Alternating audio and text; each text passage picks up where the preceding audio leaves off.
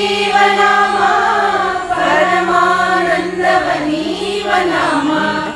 ನಿನ್ನ ನಾಮ ಸ್ಮರಣೆ ಎಂಬುದು ಎನ್ನ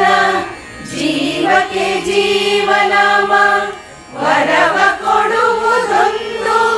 ಭಕ್ತಿ ಭಾವದ ನಾಮ ವರವ ಕೊಡುವುದೊಂದು ಭಕ್ತಿ ಭಾವದ ನಾಮ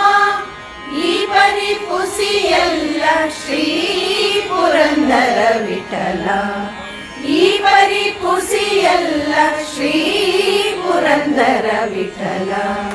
ನಾಮವಿದ್ದರೆ ಸಾಕು ರಾಮ ನಿನ್ನ ನಾಮವಿದ್ದರೆ ಸಾಕು ರಾಮ